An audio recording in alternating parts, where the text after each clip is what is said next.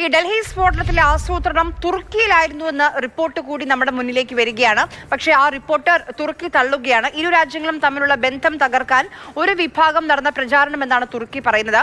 2022 തുർക്കിയിൽ വെച്ചാണ് ഭീകരർ ആക്രമണത്തിന് പദ്ധതി തയ്യാറാക്കിയതെന്നാണ് അന്വേഷണ സംഘത്തിന്റെ കണ്ടെത്തൽ. പി ബസന്ത് വിവരങ്ങളുമായി നമുക്കിപ്പം ചേരുന്നുണ്ട്. ബസന്ത്, ഈ ഒരു ആക്രമണത്തിന് പിന്നാലെ രാജ്യാന്തര സമൂഹം മുഴുവൻ ഇന്ത്യക്കൊപ്പം നിൽക്കുന്ന കാഴ്ചയാണ് കണ്ടത്. ഇന്ന് അമേരിക്കയുടെ അടക്കം പ്രതികരണം വന്നിരുന്നു. തുർക്കിയിൽ ആണ് ഒരു പ്ലാനിങ് ആൻഡ് പ്ലോട്ടിംഗ് നടന്നതെന്നൊരു നിഗമനത്തിലാണ് നമ്മുടെ NIA ഇപ്പോൾ ഉള്ളത്. തുർക്കി എങ്ങനെയാണ് പ്രതികരിക്കുന്നത്?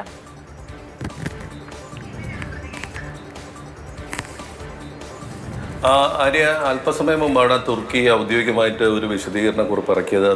പ്രധാനമായും ഇത്തരത്തിലുള്ള മാധ്യമങ്ങളിൽ വരുന്ന വാർത്ത പൂർണ്ണമായും തള്ളിക്കളഞ്ഞുകൊണ്ടാണ് ഇപ്പോൾ തുർക്കി ഔദ്യോഗികമായി തന്നെ വാർത്താക്കുറിപ്പ് ഇറക്കിയിരിക്കുന്നത്. തുർക്കിക്ക് ഈ സംഭവങ്ങളുമായി യാതൊരു ബന്ധവുമില്ല എന്നുള്ളതാണ്.